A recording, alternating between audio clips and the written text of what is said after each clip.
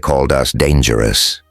They tried to exile us, but when annihilation came, who did they call? Humanity didn't just fight back. We rewrote the battlefield, and now the galaxy knows we're not the threat. We're the answer. Before we dive in, drop a quick hi in the comments. It may seem small, but trust me, it really helps. YouTube, share this story with more sci-fi fans like us. I'd love to see who's watching. The safety of humanity is not up for debate. Chancellor Case Nuri's voice rang out steady and unflinching. The crack of his fist against the polished obsidian table echoed through the vast chamber of the Grand Council. Conversations stopped. Murmurs died. Dozens of alien delegates turned their eyes, locking onto the human representative who had just shattered the rhythm of diplomacy with a single strike. Nor is our right to defend ourselves when conflict reaches the doorstep of our worlds. He straightened, scanning the chamber, his dark eyes locking onto the cold, inhuman gazes of those who would see. His people cast out of the galactic stage. The Grand Council was a marvel of architecture, a vast dome of crystalline glass that overlooked the galactic core. Rows of elevated platforms encircled the central arena, where over 50 species held seats of power, their representatives adorned in ceremonial attire, their voices collectively shaping the fate of the galaxy. At the core of this gathering, standing opposite Nuri, was the Accuser, a towering figure clad in ceremonial gold, his broad frame rigid and unmoving. Zorik of the Zalari stood, his heavy-plated form resembling the dense armor of deep-sea predators, his 6 asymmetrical eyes sunken beneath a thick crest of ridges locked onto Nuri with an unwavering stare. When he moved, the faint grind of overlapping plates accompanied him, his clawed hands resting against the podium with deliberate weight. "You speak of necessity?" Chancellor Nuri Zorik said, his voice a slow, deliberate rasp. "Yet it is the necessity of your species that brings disorder. Humanity has never known restraint." He gestured with one of his 4 arms, and holographic projections flickered to life above the chamber. Battlefields scarred by orbital bombardments, alien ships reduced to smoldering debris, and soldiers clad in human armor standing atop ruined capitals. Across the hall, different species reacted in their own ways. The Olaris, an amphibious race with translucent skin and bioluminescent veins, whispered among themselves, their shifting colors betraying apprehension. The massive, tarsid bipedal reptilians with horned crests watched in silence, their cold reptilian eyes flat and emotionless. Among the Yelthari, a race of sleek feathered humanoids, a few inclined their heads toward Nuri. Their interest piqued. Nuri didn't flinch as the imagery played. He let the silence stretch. Then he continued, "You see. Devastation," he said, gesturing to the floating images. "But you do not see the moments before. You do not see the colonies set to the torch before our arrival. You do not see the civilians taken as slaves, the children executed in the streets. What you call brutality, we call necessity." His voice grew sharper, because when war reaches us, it does not come with rules, nor does it come with mercy. And yet you would have us fight with our hands bound. Zorik's mandibles flared in what could only be described as a sneer. "The concern is not your willingness to fight, Chancellor. It is your unwillingness to stop." A ripple of agreement moved through the council chamber. A representative of the Vashiri, a humanoid species with deep violet skin and piercing black eyes, leaned forward. His name was Thorn, a longtime opponent of human military expansion. "We have all seen it," Thorn said smoothly. Your kind was invited into our wars, into our conflicts as allies. And yet in every engagement, it is humanity that escalates. You do not merely seek victory, you ensure annihilation. More murmurs. The balance was shifting against him. Ren took a slow breath, controlled his pulse, and turned his gaze toward the highest seat in the chamber. The Speaker of the Council, an aged Vorkari, his long ivory-skinned features unreadable. The question before us is not whether humanity is effective. The Speaker said, his voice deep and resonant. It is whether humanity is controllable. Ren smiled, but there was no humor in it. There it is, he said, stepping forward. Control. That is what truly concerns you, isn't it? You do not fear what humanity destroys. You fear that we do not ask permission before doing it. Zorek's mandibles twitched, but he said nothing. Tell me. Ren continued, his voice measured, his presence commanding. When the Zolari homeworld was besieged, when the skies burned above your cities, who was it that broke the enemy fleet? Who was it that deployed behind enemy lines, cut the head from the invasion, and secured your survival? Zorek remained silent, but the tension in his posture was answer enough. You remember, Ren said, as do all of you. His gaze swept the chamber. The Draconis incursions. Humanity ended them. The Igrath War. We turned the tide.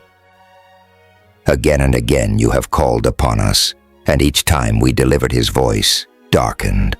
And yet here we are, standing trial for the very thing that has saved you.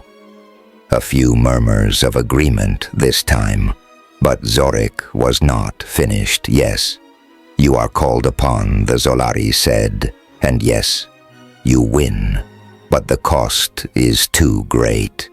There are no negotiations when humans arrive. There is no diplomacy.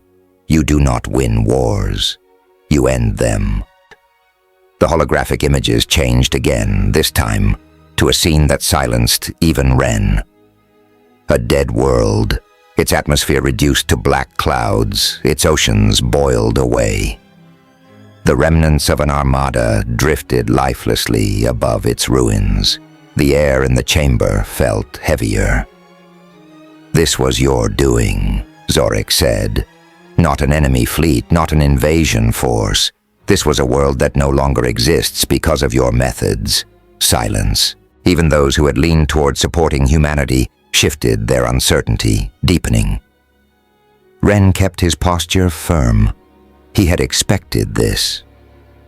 Do you know what was on that world? He asked quietly. Zorek didn't answer. Ren continued. A war factory. A central hub supplying a fleet that had already reduced 3 civilizations to ash. His eyes locked onto Zorek's. A choice was made.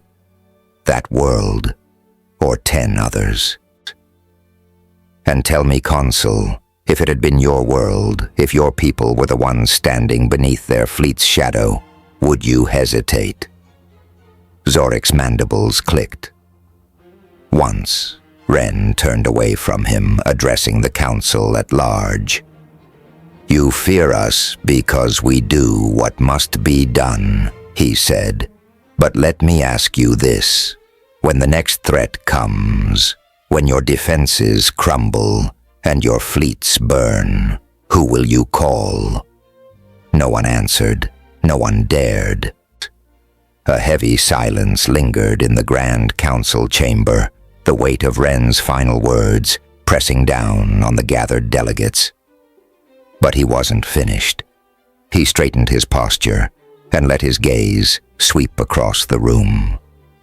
You fear us because we do what must be done, he repeated. Then allow me to remind you why. He reached out and activated the central holographic display. The chamber dimmed, and the image of a distant world flickered to life above them, scarred, sieged, and left for dead. The colony was lost before we arrived.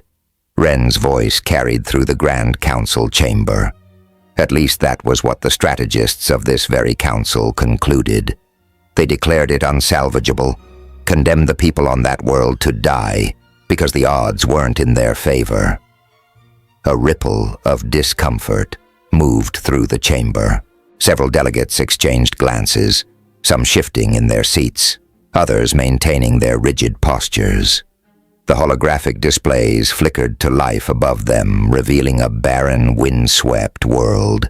Craters marred its surface, and in the distance a massive orbital blockade encircled the planet like a noose.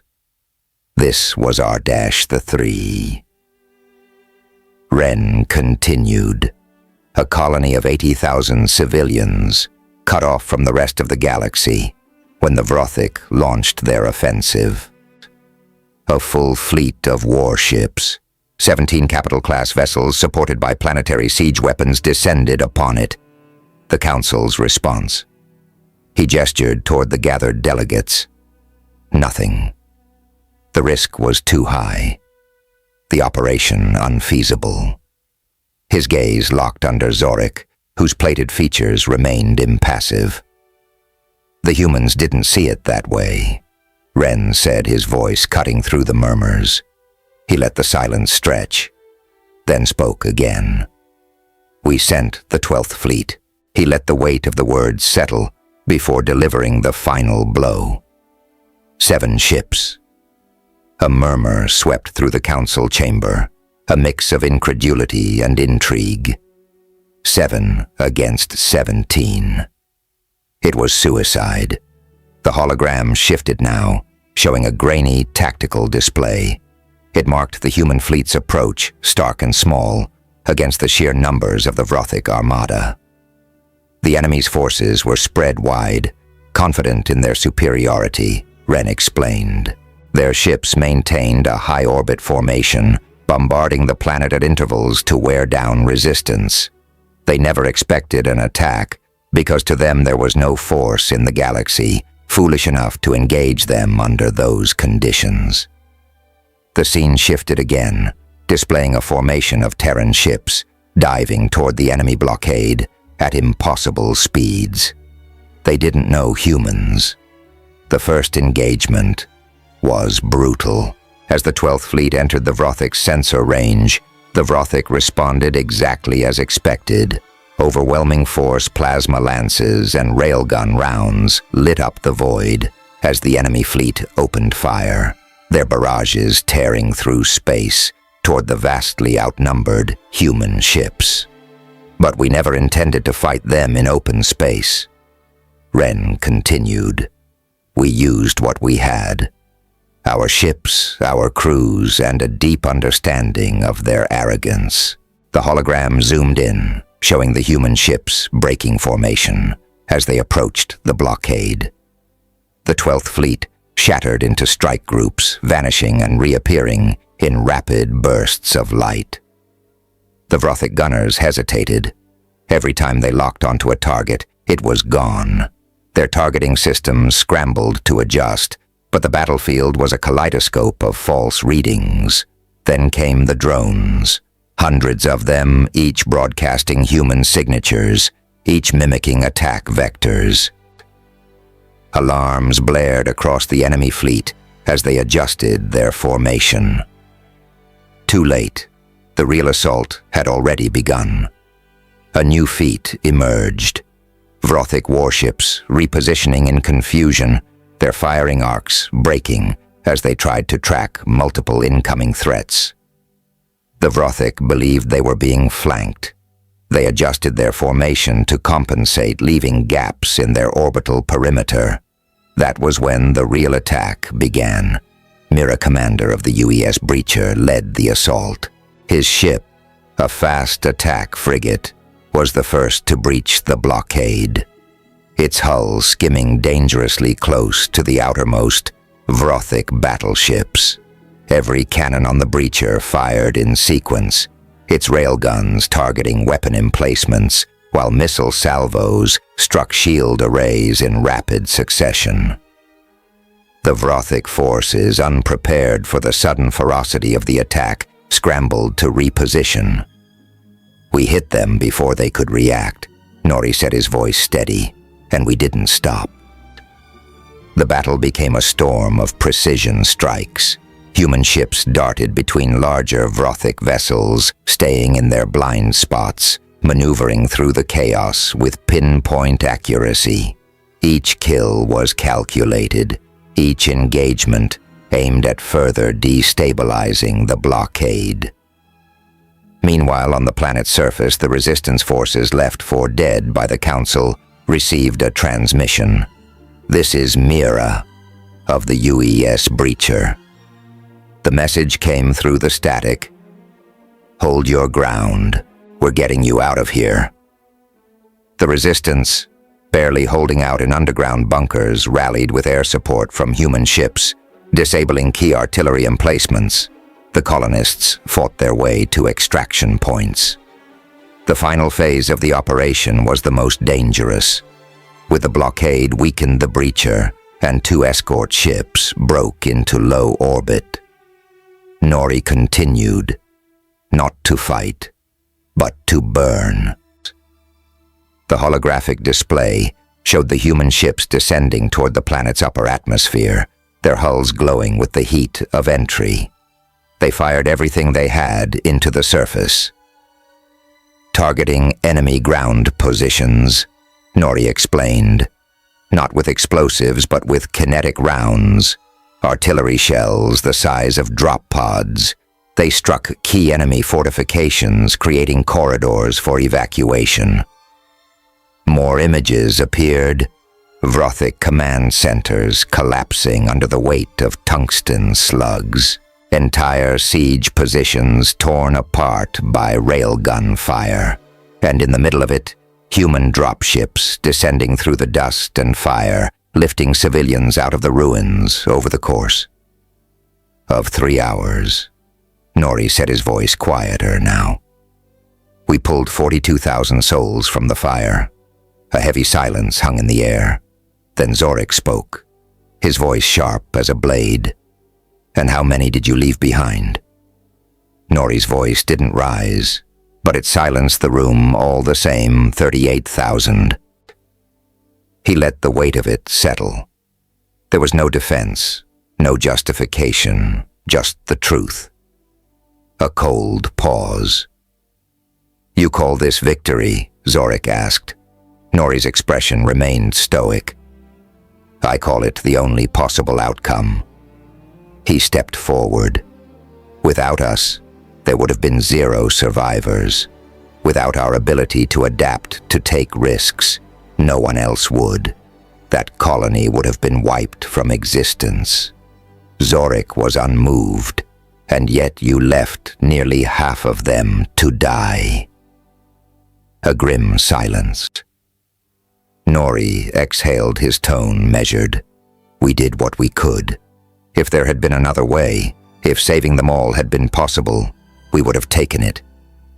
His gaze swept across the chamber, steady but devoid of arrogance. But war does not grant perfect choices. It only offers the choice between action and inaction, and we chose to act. The tension in the room thickened. Some representatives shifted uncomfortably. Others sat in rigid silence. The truth was undeniable. When the rest of the galaxy turned away, humanity had stepped forward.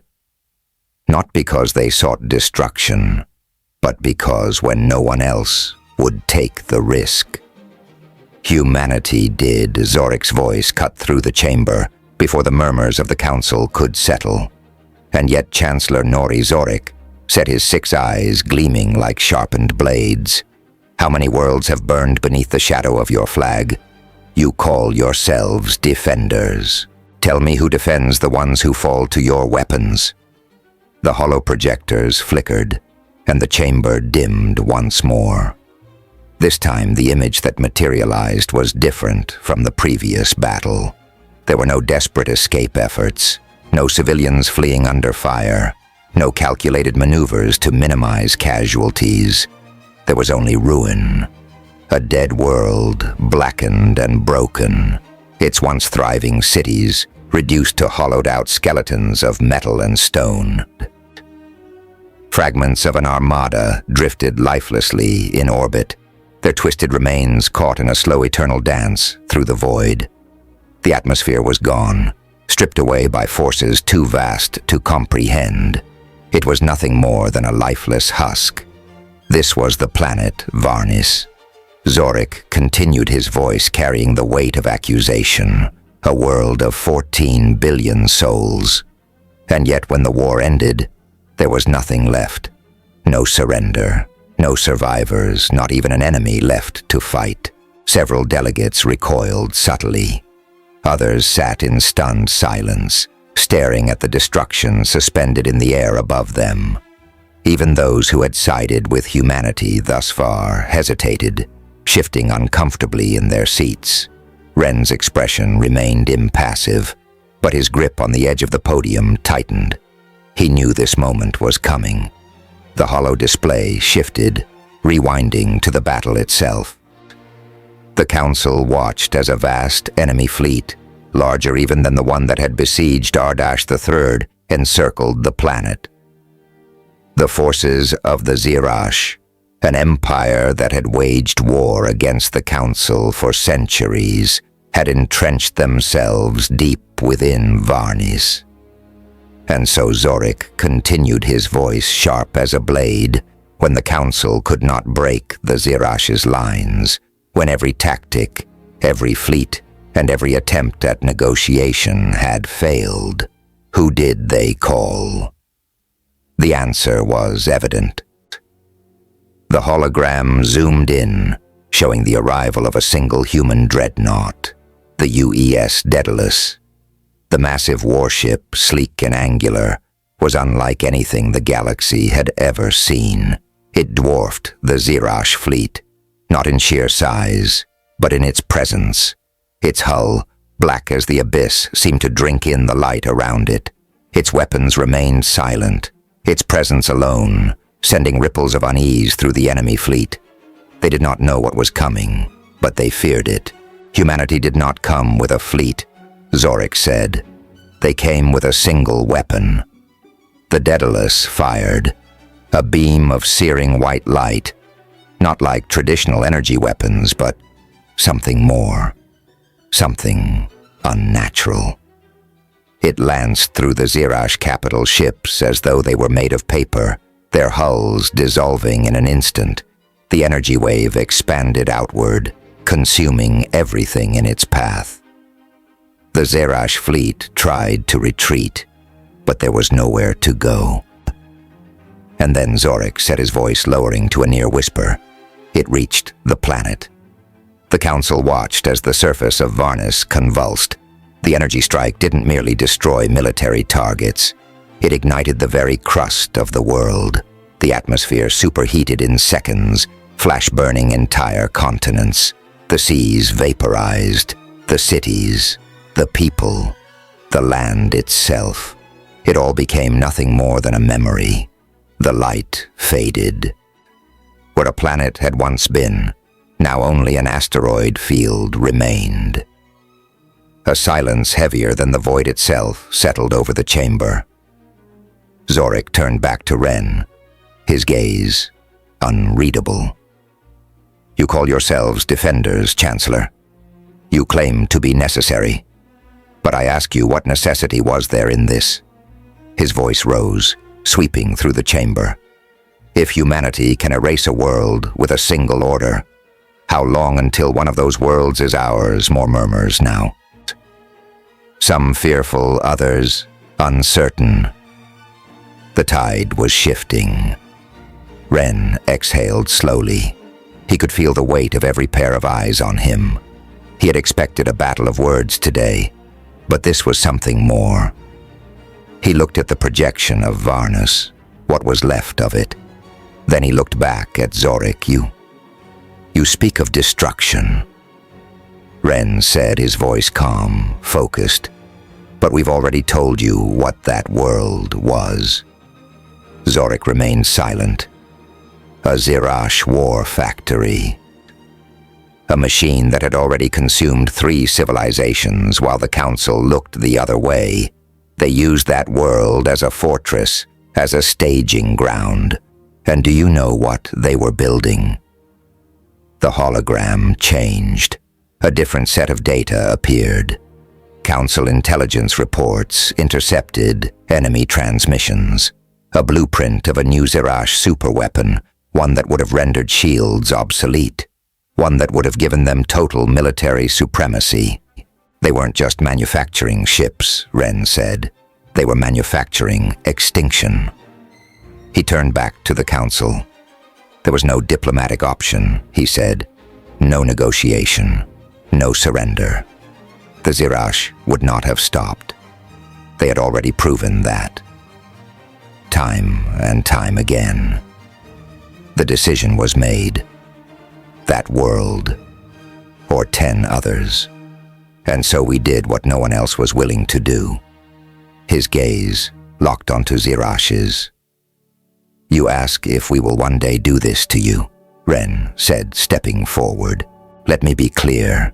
If you seek to conquer, to enslave, to erase entire civilizations, then you will not have to wonder.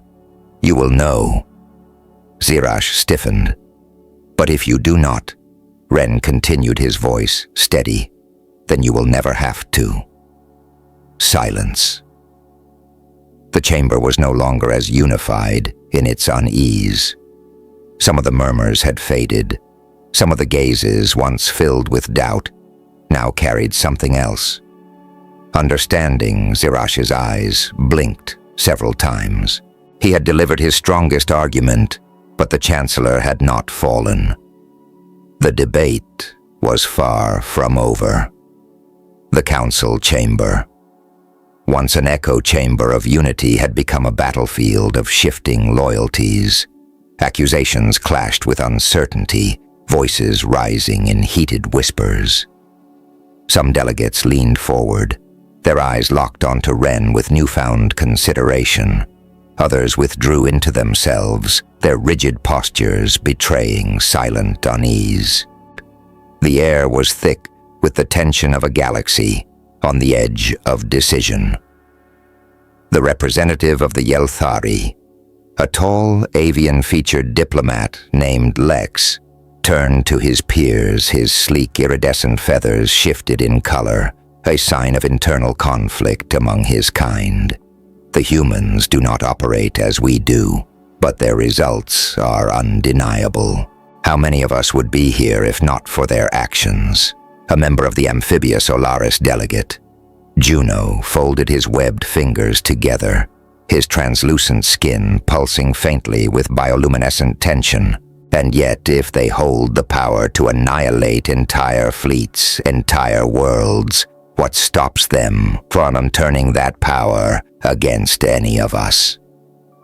Across the chamber, a member of the massive Tarseed, their reptilian scales glinting under the Council's artificial glow, let out a slow rumble, a sound of contemplation rather than outright objection. Perhaps the real question, the Tarseed delegate mused, is whether the humans remain necessary. Severak's voice sliced through the growing debate. They are not only unnecessary, they are a liability. We have all witnessed their actions, their willingness to escalate every war they enter, and now they seek to justify their existence through necessity, as if their unpredictability is something to be embraced rather than feared. Ren let the accusation settle before he spoke. You say that humanity is unpredictable. He said, his voice calm but firm. You say we are dangerous. But tell me, Zorik, what would have happened if we had not been there? The chamber fell quiet again. You all speak of chaos, of the destruction we bring. But let me remind you of a battle. Where had we not intervened, none of you would be here to argue against us today. The lights dimmed, and the holographic displays shifted once more. A new battle emerged, not of fire and devastation, but of sheer, overwhelming despair. This was the Battle of Genvar's Maw. Ren set his tone heavier now.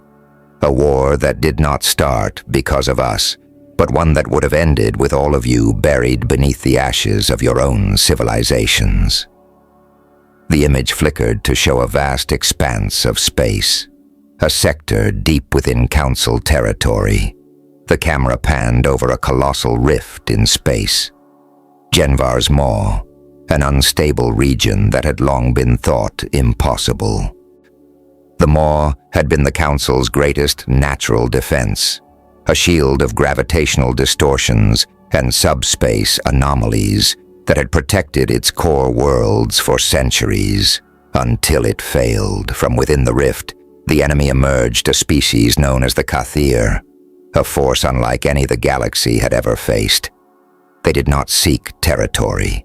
They did not seek resources. They sought only to erase. They did not negotiate, did not hesitate, did not even acknowledge surrender. To the Kathir, civilizations were not adversaries. They were fuel, and the galaxy was their feast. A fleet of living vessels, monstrous and vast, their hulls pulsing with an organic glow, had poured forth like a tide of nightmares. They did not communicate. They did not negotiate. They consumed. The Council had never seen a force like this before. Ren continued. Fleet after fleet fell before them. Conventional weapons barely slowed them down. For every ship destroyed, 3 more took its place. The image shifted again, showing a desperate engagement. The combined fleets of dozens of species, their formations tight, their defenses coordinated. Yet despite their unity, they were losing. Our technology was failing. Ren said, "Your weapons, your tactics, they were not enough." A massive explosion rocked the display. The Kathir ships adapted their bodies, twisting, consuming debris to regenerate, to become stronger.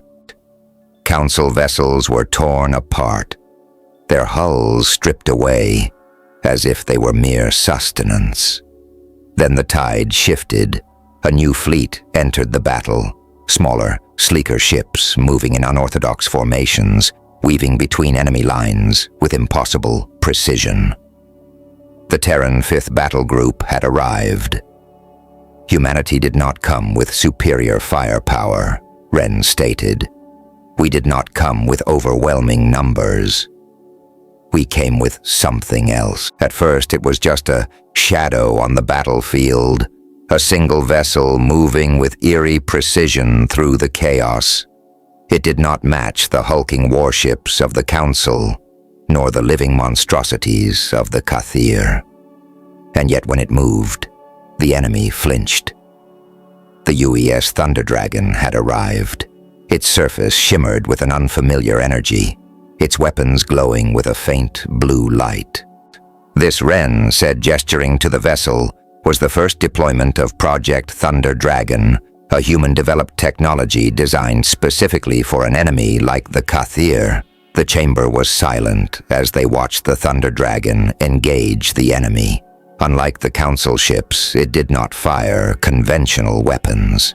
Instead, pulses of energy rippled outward, disrupting the Kathir's regenerative abilities, severing the connections between their organic vessels. For the first time in the war, the Kathir fleet faltered. This was not brute force, Ren emphasized. This was understanding. We did not simply throw more weapons at them. We learned how they functioned, how they adapted, and we created something that could adapt faster. The battle played out in full with the Thunder Dragon leading the charge. The human fleet moved in coordination, exploiting every opening. Within hours, the tide had turned. Within a day, The Kathir were in retreat, and within a week they were gone. The hologram faded. The chamber remained still. Ren let the silence stretch before he spoke again. "You call us unpredictable," he said, his voice measured. "You call us dangerous. But I ask you, where would your people be if we had not been there? How many of your worlds would be nothing more than hollowed-out husks? How many of you would be speaking today if humanity had chosen not to act?" Zorik did not respond. Ren turned his gaze across the chamber. Some delegates avoided his eyes. Others, those who had once whispered against humanity's presence, now sat in contemplative silence. "We do not seek war." Ren continued his gaze, sweeping over the chamber.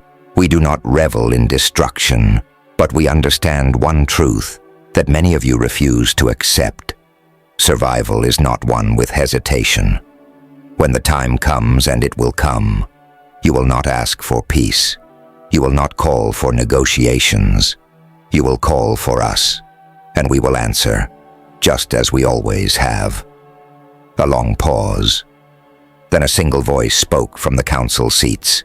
"This technology," said Dax, a representative of the Vorakai, his feline-like features, unreadable, Project Thunder Dragon. "You say it was designed to counter the Kithir. But if humanity is capable of developing such weapons, what else are you capable of?" Ren met his gaze. "Project Thunder. Dragon exists because it had to exist. Without it, we would have lost. Without it, you would have lost. We will always do what is necessary to ensure survival. Nothing more." The chamber remained tense. Some species, for the first time, looked at humanity not with fear, but with something else, a begrudging recognition. Others, however, were not convinced, and Severak, though silent, was already preparing his next move. A holographic projection of Project Thunder Dragon faded, but the tension in the chamber remained sharp as a blade. For the first time, some of the most steadfast opponents of humanity sat in silence, contemplating what they had just seen. Others, however, were not swayed. "Is this what we have allowed?" Vor of the Vorakai growled, his feline-like features dark with suspicion. "A species that in the span of mere centuries has not only surpassed our technology, but created weapons we can barely comprehend. A representative of the Tholvek Union, a species of towering quadrupedal beings, with hardened plates along their backs, rumbled in agreement. They claim necessity. They claim adaptation. But how long before we become the next threat they decide to neutralize?" At the other side of the chamber, Valkithus, the Yelthari delegate, leaned forward. His feathers rippled through a spectrum of colors, indicating his inner voice. "And yet without them, we would not be here. The Kathir were not an enemy we could outthink, outmaneuver, or negotiate with. Our survival is proof enough that human innovation is more than just destruction. It is creation." The chamber erupted into a cacophony of voices, splitting into two camps.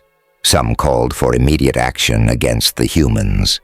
Others argued that without their ingenuity, the council would have long since collapsed under its own failures. Then Zorik stood. He had been waiting, calculating. And now, as the moment reached its peak, he spoke. Enough. The word was not shouted, but it carried through the chamber like a hammer striking steel. The murmurs died as every delegate turned to face him. "You speak of necessity." Zorik continued, his voice slow, melodic. "You speak of survival.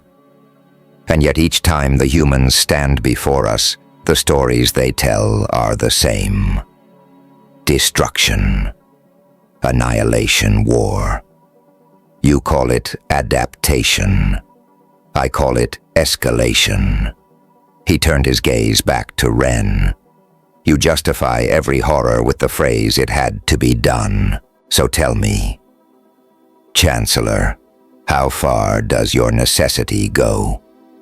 With a flick of his hand, the holoprojectors activated once more. The chamber dimmed, and a new recording took shape above them. It was grainy at first, a battlefield rendered in fractured visuals, as if the footage itself had been taken in the middle of chaos. Then the image sharpened, a war-torn city, its streets carved apart by orbital bombardment. Smoke curled against the sky, and through the debris, figures in armor moved swiftly. Human soldiers, their visors glowing dimly as they navigated through the ruins. Their weapons were not standard issue. There was no energy fire, no railgun bursts. Instead, they carried canisters, small, metallic, and unmarked. The image shifted again. A deployment. The canisters were activated. A plume of vapor spread through the shattered buildings, rolling through the corridors like a silent storm. And then the screaming began. The chamber was deathly silent as they watched.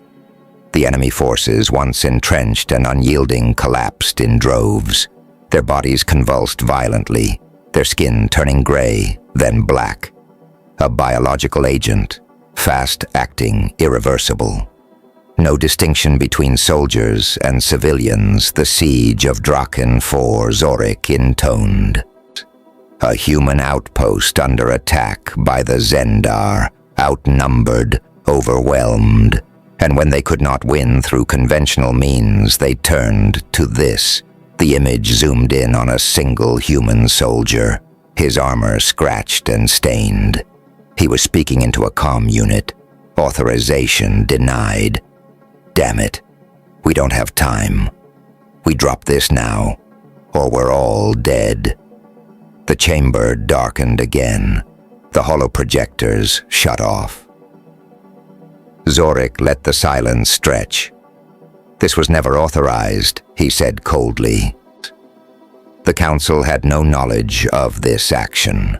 The use of biological warfare had long been outlawed by every governing body represented here. And yet in their desperation, the humans made the decision themselves. They did not seek approval. They did not wait for deliberation. They acted. And in doing so, they erased an entire population. Soldiers, civilians, non-combatants alike. Zorik's 6 eyes bore into Ren. They tell us they are necessary. They tell us they are our defenders. But I ask you what happens the day they decide we are no longer worth defending. The chamber felt colder. Ren did not react immediately. He let the weight of the revelation settle over the room. He could feel the uncertainty thick in the air. Zorik had played his final hand, and it was a strong one. Ren paused, steadying his voice. Then he spoke. You show us this as proof of our cruelty, he said. But let me ask you, how many of you know what happened before this decision was made? He stepped forward. Draken the 4 was an outpost, but it was more than that. It was a refugee hub filled with civilians fleeing from the Zendar invasion. There were no warships, no reinforcements coming. Just a handful of soldiers standing between thousands of innocents and an army that had no intention of taking prisoners. He gestured toward the now dark, hollow projector. You saw the end. You did not see the beginning. The display flickered back on.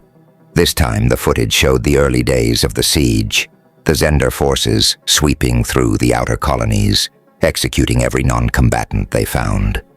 They did not take prisoners. They did not negotiate.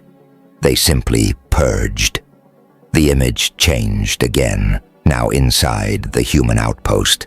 A captain, his face grim, was speaking into a console.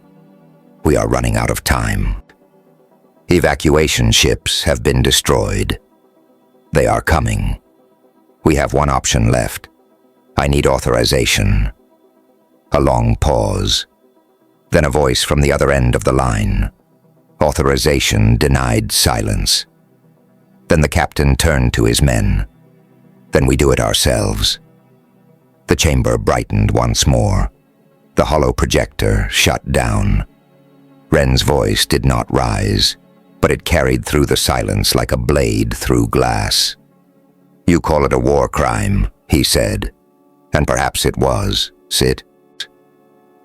But tell me, if you had been there standing between a massacre and the only choice left to stop it, what would you have done?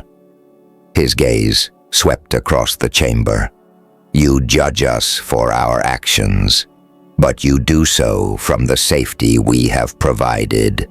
The lives that were saved that day, the families, the children, do they matter less because of the means by which they were preserved? Silence. Zorik straightened, and that he said his tone final is why humanity must be removed from the Council's military affairs permanently. They will justify anything. They will excuse any action. He paused and then continued, not because we fear them, but because we know that one day there will be no one left to stop them. His gaze swept the room. I call for a vote. The removal of humanity from all military operations under the Council's jurisdiction, effective immediately. A cold stillness fell over the chamber. The decision was coming, but before anyone could speak, before any delegate could raise their voice, a deafening alarm erupted through the halls. The chamber shook violently. The obsidian table at the center trembled, cracks forming along its polished surface as sirens howled through the corridors of the Grand Council station. The once orderly assembly of representatives erupted into chaos, voices clashing as panic spread like wildfire. A deep mechanical voice blared through the station's communication system. Emergency alert. Unidentified hostile forces have breached outer perimeter defenses. Evacuate priority sectors immediately. Repeat. Enemy forces have breached perimeter. Beyond the station, the void trembled. Space itself seemed to ripple as the fleet emerged, not from hyperspace, not from any known transit lane, but from the very fabric of reality itself. Dark, jagged silhouettes materialized like shadows, stretching under an unseen sun. They did not advance chaotically.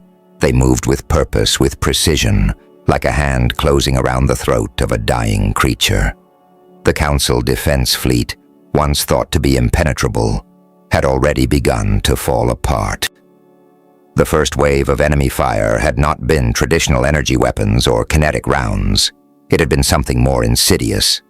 A series of spatial distortions erupted across the defensive formation, twisting gravity in ways that shattered hull integrity before impact.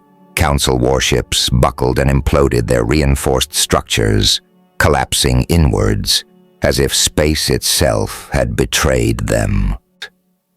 The lucky ones were merely disabled, left drifting with dead systems and no hope of recovery. The unlucky, gone in seconds.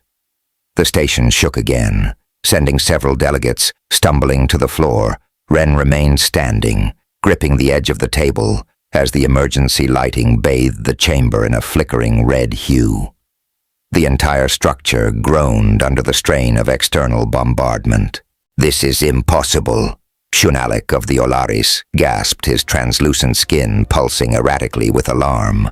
"The outer defenses. How did they get past the perimeter fleet so quickly?" Outside, the enemy ships surged forward, moving with unnatural synchronization, like extensions of a singular mind. Their weapon systems shifted configurations mid-flight, adjusting to counter the few surviving Council vessels attempting to rally. A formation of Vashiri dreadnoughts moved into a defensive position, their heavy plasma batteries spinning up to unleash a retaliatory barrage. But the invaders adapted instantly before the weapons could fire. A ripple pulsed through the enemy fleet, a cascading energy field that nullified the dreadnought's charge cycles, forcing their systems into an emergency shutdown. Then came the second wave. The enemy did not send boarding craft. They sent something worse. Tendrils of living metal slithered across the void, latching onto the hulls of disabled ships like parasites, seeking a new host. The metal twisted, reshaped flesh, merging with steel circuitry, consumed and rewritten. Council warships that had stood for centuries became something else. And then in eerie unison, they turned their weapons on their former allies. They had been claimed. In the chamber, Zorik watched in frozen horror as his own fleet ships that had served the Zalari for generations turned against them, now operating under the control of an unknown force. This, he whispered. This is not an invasion. It's a harvest. Another detonation rocked the station. This time, closer. The floor beneath them trembled, dust falling from the towering ceilings of the chamber. From the emergency hollow feeds, live tactical updates flickered chaotically. Council Marines were engaging enemy forces in the docking bays. The invaders had breached the station. They were inside. The feeds showed strange, shifting entities moving through the corridors, their forms barely holding shape as if they existed on the edge of reality itself. Council security forces opened fire, but their energy weapons had little effect. Rounds passed through their bodies, distorting like light, bending through liquid. Council Guard forces are collapsing, a Vorakai officer shouted from his personal comm unit. We can't hold them. Another explosion. This time it was close enough to send several delegates sprawling onto the floor. A column of energy slammed into the station's shielding grid, overloading key power nodes. Alarms blared as sections of the outer ring lost artificial gravity, sending debris and bodies spiraling into the air. The Speaker of the Council, a normally unshakable presence, staggered forward, his voice strained. We must evacuate immediately. Then the lights flickered again. The station lurched as if struck by something massive, and in that moment all eyes turned to Ren. High Speaker. Korvaleth. His normally composed expression, now strained, finally broke his silence. His elongated silver-gray features, typical of the Vorkari, one of the oldest species in the Council, betrayed something beyond concern. It was desperation. His gaze locked onto the human Chancellor, not with disdain, not with hesitation, but with a silent plea. Chancellor Korvaleth's voice barely held together his authority, crumbling under the weight of impending annihilation. Another impact shook the chamber, forcing him to brace against the table. He lifted his gaze, no longer filled with doubt, no longer questioning, only pleading. The Council formally requests your assistance.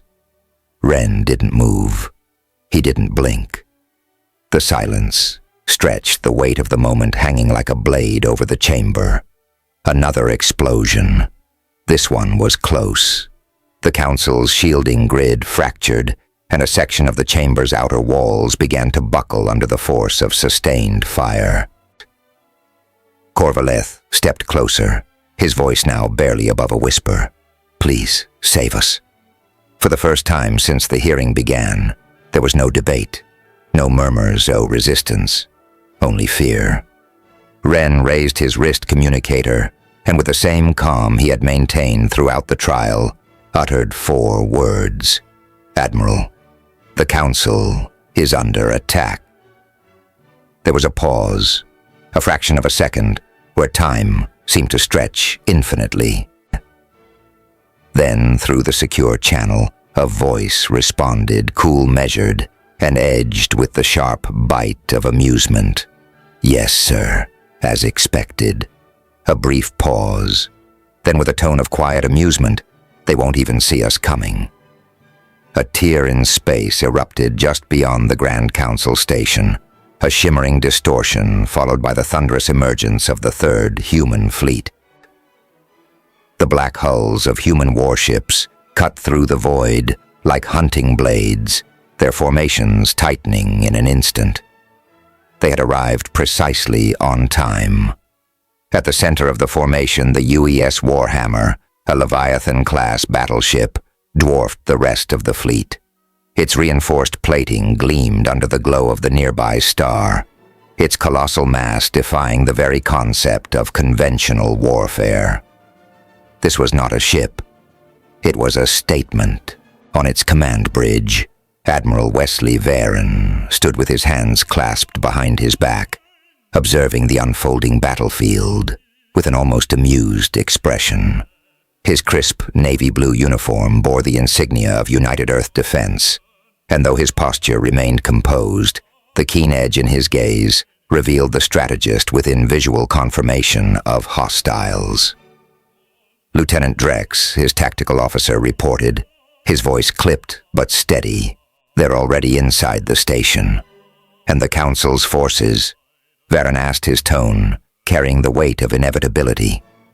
"What's left of them is fighting a losing battle." Drex responded, eyes flicking across the glowing tactical interface. "Enemy fleet is using gravitational distortions to collapse defensive structures before engaging.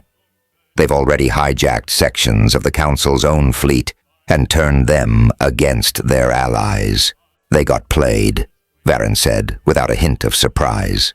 Then, with a calm that bordered on casual, he turned toward Captain Raymond Corr, commanding officer of the U.S. Manowar, a battlecruiser flanking the Warhammer. "Captain, I want a firing solution now." "Aye, Admiral Corr," responded instantly. "Weapons hot. Targeting priority." Varen's eyes narrowed. "Give them something to think about. Weapons free. Engage at will." The first volley came before the enemy could react, a concentrated barrage of kinetic slugs and plasma lances tore through the enemy formation, shattering their forward elements before they could register the counterattack. The gravitational distortions rippled momentarily, destabilized by the sheer kinetic impact of railgun rounds traveling at near relativistic speeds. The enemy fleet reeled, not in destruction, but in confusion. Their hive-like coordination stuttered momentarily out of sync. Then Phase 2 began. The second wave of the human assault came not from the capital ships, but from the unseen strike craft already in motion. UES Umbral Squadron, a formation of stealth-equipped interceptors uncloaked in the midst of enemy lines, using the distraction created by the fleet's first salvo. They weaved between the distortions, moving too fast for the enemy to compensate. Their payloads weren't traditional warheads. They were something else. Quantum disruption charges. As the first detonations rippled through enemy formations, entire sections of their fleet flickered, blinking in and out of phase, their own spatial manipulation fields collapsing on themselves. Varen smirked. "Let's see how they like it when we play with their toys." But the enemy was already adapting. Their formations shifted, recalibrating, the distortions reformed. But this time, instead of targeting the station, they lashed outward toward the human fleet. The Warhammer's shields groaned under the sudden unnatural strain as gravitational shearing forces tried to rip through its structure. "Shields at 65%, Lieutenant Drex shouted. "They're targeting our spinal integrity." Varen remained calm. "Reinforce with auxiliary power. Keep firing. Don't stop," the enemy was learning. But so were they. On the Council station, chaos reigned. Security teams desperately fought to hold defensive corridors. but the enemy was overwhelming. The station shuddered again, and High Speaker Kyle struggled to stay on his feet. Through the trembling structure, Ren remained still. He watched the live feed of the battle, noting every moment, every shift, every adaptation. He activated his communicator. "Admiral, our defenses are collapsing. We need ground support inside the station now." Varen responded instantly. "Already handled." A sharp streak of fire entered the station's docking bay as a series of drop pods slammed into the bulkheads, each one breaching the station's corridors with tactical efficiency. The docking bay doors detonated inward, metal screeching as armored buzz hit the ground in unison. The Space Marines had arrived. Their exo-frames absorbed the dim emergency lighting. Their movements, mechanical, precise, lethal. Their visors flickered with real-time data, calculating every possible threat before their enemies could even react. They did not advance. They hunted, and the station's halls became a battlefield unlike any the invaders had ever faced. At the forefront, Major Tarn, his voice crackling over squad comms, gave a single command: sweep and clear. No hesitation. The station erupted in close quarters combat. The alien invaders, once unchallenged, found themselves outmaneuvered. They were hulking armored creatures, their bodies encased in chitinous plating, segmented like overlapping blades, giving them a jagged and predatory appearance. Their 4 powerful limbs ended in clawed appendages, capable of tearing through bulkheads with ease. Their faces were recessed, hidden beneath heavy ridges of natural armor, with glowing slits where eyes should have been. Not seeing but sensing movement and heat. Their weapons were integrated into their bodies. Organic cannons fused to their forearms, expelling superheated plasma in violent, erratic bursts. Human forces didn't fight in rigid formations. They moved fluidly, adapting in real time, using cover and misdirection instead of brute force. Hetfield fired a burst of plasma into a shifting entity, but it phased away before impact. He didn't hesitate. He rolled to the side, activated a modulator on his wrist, and switched firing mode. Pulse disruptor rounds.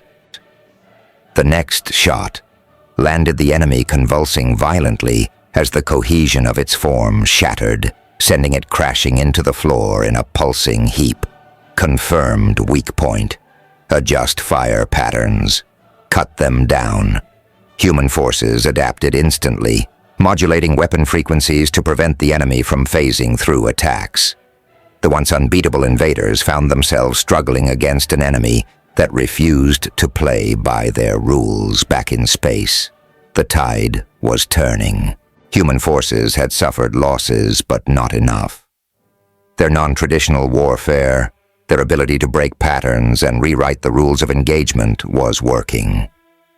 The once coordinated alien onslaught was faltering, its hive-like formations disrupting into fractured clusters, each struggling to adapt to the relentless assault. The human forces had done what no other species had. They had forced the enemy to react, not laid. Admiral Wesley Varen stood on the UES Warhammer's command deck, watching as the battle turned. His arms remained crossed, his expression unreadable, though the glint in his eyes betrayed a quiet satisfaction. Confirm enemy fleet. Collapse, Lieutenant Drex reported, voice sharp over the comms. They're attempting a retreat maneuver, but their cohesion is gone. Varen smirked, then gave the order. Deny them the exit. From the depths of space, human warships repositioned their maneuvering thrusters, firing in bursts to create a new kill box, the enemy. Now a scattered mess of damaged and disoriented ships found themselves corralled into a death trap, a calculated, unavoidable funnel. And then the Warhammer's main battery fired. A pulse of light ignited the void, and in its wake, an unstoppable kinetic lance tore through the center of the alien fleet. Enemy ships ripped apart in a cascade of detonations, their unnatural hulls folding under the raw force of mass driver artillery, traveling at incomprehensible speeds. Across the battlefield, human strike squadrons followed up on the opening. The Umbral Squadron. The stealth interceptors that had first disabled enemy distortions led targeted runs on the surviving enemy cruisers, cutting apart engines and command nodes before they could escape. What had started as an unstoppable invasion force had become prey. Inside the Grand Council station, the fight had shifted just as dramatically. The Space Marines, their heavy exoframes scorched and bloodied, were pressing the advantage, driving the remaining enemy forces into a bottleneck near the central power core. The invaders had come expecting easy conquest, believing themselves to be the apex of warfare. Instead, they had met something far worse: humans who refused to die. Major Tarn, his visor cracked and armor dented, drove his gauntleted fist into an enemy warrior, the impact sending the alien staggering against the bulkhead. A single plasma round from his sidearm ended it. Push forward. Hetfield barked. We finish this now. The enemy, once unrelenting, was now desperate. They had underestimated the human capability for adaptation, and now they were paying for it. The end did not come in a single instant. It came as a domino of destruction. One ship lost control, then another, then a dozen more. The alien fleet, once an unrelenting tide, now fractured into chaos. Their once perfect coordination reduced to blind desperation. The Warhammer's final salvo cut through their flagship, its core imploding in a violent burst of collapsing gravity, sending shockwaves across the wreckage of what had once been an invasion force. The defenders of the Council Station surged forward, their retreat forgotten in the wake of the relentless human assault. The Space Marines led the charge, their exoframes carved with scorch marks, their visors glowing like the eyes of executioners. The invaders, once so certain of victory, now found themselves being hunted, hall by hall, corridor by corridor. They were driven back. No mercy, no hesitation. What had started as a defense had become a purge, and then the abyss swallowed them whole. Their flagship, the towering colossus that had commanded the invasion, buckled under the sheer force of a gravitational implosion. The event horizon formed in an instant, pulling steel and flesh alike into a singularity of annihilation. Shockwaves rippled outward, ripping apart what remained of their once mighty fleet. The few ships that remained tried to flee, but there was nowhere left to run. In the darkness of space beneath the burning wreckage of their lost invasion, only one truth remained. They had been defeated, and just like that, it was over. Inside the council chamber, fires flickered along the shattered pillars of the once imposing hall. The polished floors cracked from the station's earlier bombardment. Delegates stood among the wreckage, some in stunned silence, others watching the humans, their expressions unreadable. The survivors knew what had happened. They had not repelled the invasion. The humans had saved them. High Speaker Keel, his robes torn, slowly stepped forward, his gaze locked onto Chancellor Wren. The Vorkari leader, once an unshakable symbol of neutrality, looked weaker now, not just in body, but in presence. There was no more debate to be had. Zorik, the accuser, still stood his plated form, covered in dust from the destruction around them. His 6 eyes shifted between the devastation and the Marines standing among it. He had one last move to make. This is what we feared. Zorik's voice was hoarse. but it still carried the unchecked force of a species that acts without restraint. We were right to exile them before, and we must do it again. Enough. Kael's voice, though shaken, carried finality. The High Speaker turned to the Council, his gaze locked in place. The humans saved this station. They saved us all. There will be no exile, no debate. This discussion is over. A hush fell over the chamber. Zorik stiffened his hands, curling into tight, clawed fists. He turned toward the others, searching for support. None came. Even the staunchest critics of humanity remained silent. For the first time, there was no opposition. The humans. Kael continued, his voice growing stronger now. Are not just reinstated within this council. He turned toward Ren, his gaze heavy. They will be given full authority to act in the defense of the council. When war comes to our doorstep again, they will not need to ask permission. They will do as they must. The weight of those words settled into the air like a funeral bell. This was not just a reinstatement. This was an acknowledgement of truth. The truth that humanity was necessary. Zorik's mouth opened, but no words came. He had lost. For the first time in the history of the Grand Council, no one opposed the presence of humanity. The silence stretched long and heavy. Then, without a word, Zorik turned and walked away. The fires in the chamber had begun to die down. The distant sounds of battle now, nothing more than a memory. Chancellor Ren stood where he had been since the beginning, his expression stoic. He had not fought for a victory. He had fought for the right to exist. And now that right had been acknowledged. But as he stood there watching the broken council recover, he knew this was only the beginning. Humanity had proven themselves once again, and soon they would have to do it all over again. Hey there, space human. I'm really curious about your thoughts on this video. Drop a quick comment and let me know what's on your mind, or just say hi if you prefer. Either way, I'd love to hear from you. Oh, and one last thing.